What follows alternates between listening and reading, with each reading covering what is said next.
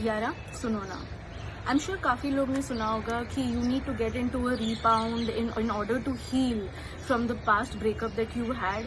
Or for the fact many people would also say, you know, some things as general as यार 3 minute तो minimum लगेंगे for you to actually go ahead and move on from your past breakup.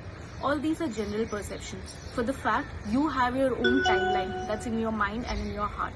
So you need to follow these 7 steps in order to know whether to follow you can actually heal soon or you need time. So the very first point out, have you been dealing with any childhood trauma which has been within you for years now? So there are situations where two parents fight and their kids go through a lot of emotional outbursts, but they keep it very much soaked within themselves for years, and then later on they just go ahead in their life, in their adulthood, seeking love of any form. So that person would be a cheat, would be a drunkard, who could be anybody, and you would just go ahead and do it, right? Or it could be for both the genders, right?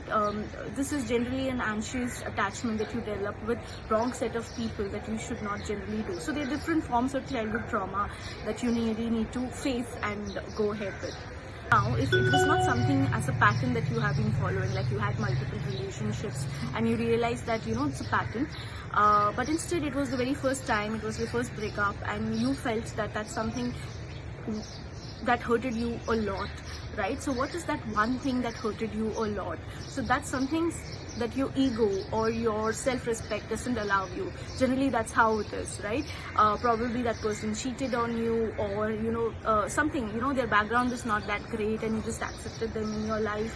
So what exactly was the thing that you did not really like, or for the fact that led to a negative effect in the relationship?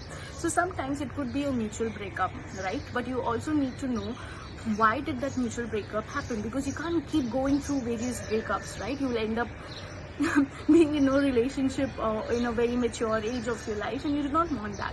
So what exactly would be the aspects that you don't want? So you need to list that down. Now, if you're very clear that you dislike it, okay, and what to do about it, right? And why have you stopped saying no to that particular thing? Why that you keep get attracted to that particular thing? For example, boys may get attracted to a high maintenance girl even though they don't like it. I'm just throwing an example, right? Similarly, a woman can be attracted to the bad guy, who smokes. You don't like a smoker, but you generally fall for a smoker, or a guy who doesn't keep up with the promise, and you keep falling for that loop over and over again. So why are you not able to say no?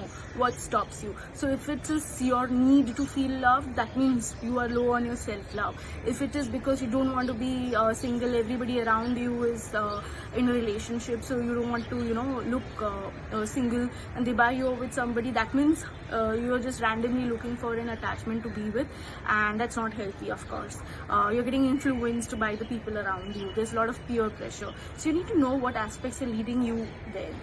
Now you have covered all the points, your likes, dislikes, whys, hows, and everything, right? Now you need to know if these are the points that you dislike. Okay, so what are the points that you definitely don't want in your next partner, right? Once you know that, that's when you can move ahead and find the right guy. When I say right guy or a girl, that doesn't mean they're perfect. It just means that they're good for you. They're good for your emotional well-being. They're good for your, happiness, peace. Because after a certain age, what you want is peace. You don't want trouble, trauma, adventures anymore, right? You want somebody who is very stable and strong with you, who will be there with you throughout your plus and minuses in your life. And that's it. I think that's how you set boundaries. That's where boundaries come into picture. That's how it is. And finally, post all that, you are supposed to set a timeline to how long would you need to soak all of this information. It's not going to be easy, because if you've been following a pattern, automatically it means that you have been used or addicted to that ups and downs in your life. So you need to break that. And so that's how you get to know that how long will you take to heal. And it's not definitely just a 1 month or a 3 month or a set pointer chart. It's completely dependent on you, on the level of trauma that you have been through. So if it's a childhood trauma, it's going to take you long, because you need to accept, work on it, analyze, and then move ahead and get ready to say no to people, right? And then if it is just a one breakup, then maybe the timeline is shorter, but that also involves a lot of maturity to accept if you were wrong, then how were you wrong, and so on and so forth, so that you don't repeat any mistakes that you have been doing.